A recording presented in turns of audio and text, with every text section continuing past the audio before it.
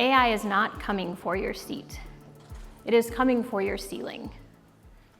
This is a moment for us to walk through.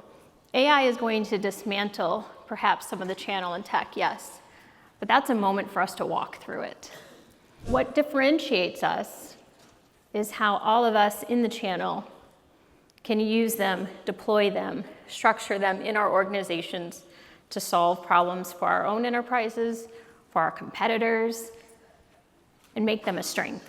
So the best thing that I could do was to bring you the very best AI adoption coach, is Karrie. So Karrie is CEO and founder of her own company and an AI adoption coach that I think everyone in this room could probably gain significant value from. So I'll turn it over to you to share your journey and what is an AI adoption coach.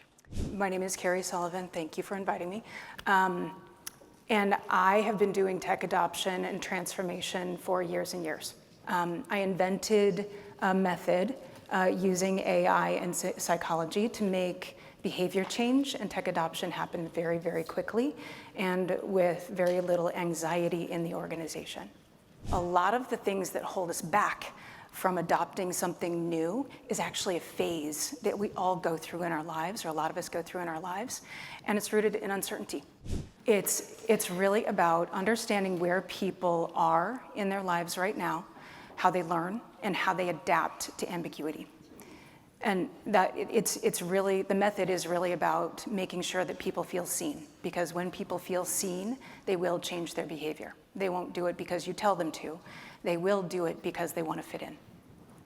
In a lot of our roles, as we make others look good, often in male-dominated industries, we make a man look good sometimes. But AI and complexity, business is far more complex now. It's not necessarily, it feels chaotic, but it's actually complexity that we're dealing with. That complexity is what we're made for.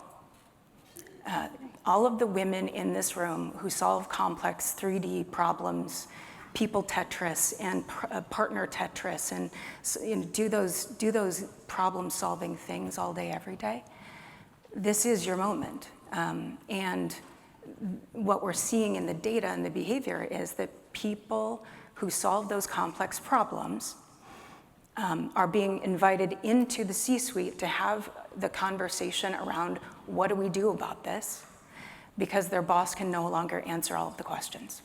When the problem becomes too complex that our boss can't answer the questions, you get called into the room. So women are having a moment, and I think it's time to lean into it.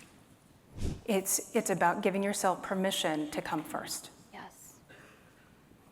And so let's say that again, and a little bit louder for the folks in the back. It is okay to give yourself permission to come first. Not better, it's not a competition, to come first and to put yourself first and make yourself look good. AI is going to be, I believe, one of the greatest equalizers. This is a moment where the playing field gets a little more even. The staircase we saw on the rope gets lengthened.